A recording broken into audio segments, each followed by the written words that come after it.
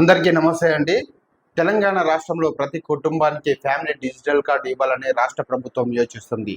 Ration, ఆరోగ్య, ఇతర సంక్షేమ పథకాలన్నింటినీ ఒకే కార్డు ద్వారా అందించాలని భావిస్తుంది.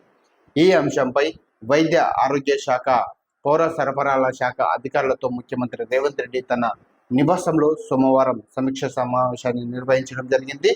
కుటుంబాల సమగ్ర వివరాల నమోదుతో ఇప్పటికే రాజస్థాన్, హర్యానా, కర్ణాటక రాష్ట్రాలు కార్డులు ఇచ్చినందున వాటిపై అధ్యయనం చేయాలని, వాటితో కలుగుతున్న ప్రయోజనాలు, ఇబ్బందులపై అధ్యయనం చేసి ఒక సమగ్ర నివేదిక రూపొందించాలని ముఖ్యమంత్రి అధికారులను ఆదేశించారు.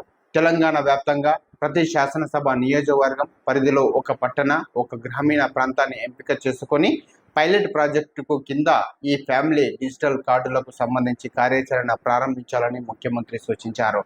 అర్హులందరికీ సంక్షేమ పథకాలు అందేలా ఫ్యామిలీ డిజిటల్ కార్డులు ఉండాలని, ఈ కార్డులతో లబ్ధిదారులు ఎక్కడైనా రేషన్, ఆరోగ్య సేవలు పొందేలా ఉండాలని ముఖ్యమంత్రి సూచించారు.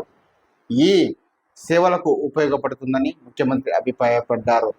ఆయా కుటుంబ సభ్యులు తమ కుటుంబాల్లో సభ్యుల కలయిక, తొలగింపునకు సంబంధించి ఎప్పటికప్పుడు కార్డును అప్డేట్ చేసుకునేలా ఉండాలని సీఎం రేవంత్ రెడ్డి సూచించారు. ఈ ఫ్యామిలీ డిజిటల్ కార్డుల వ్యవస్థ మానిటరింగ్కు జిల్లాల వారీగా వ్యవస్థలను ఏర్పాటు చేయాలని ముఖ్యమంత్రి ఆదేశించారు.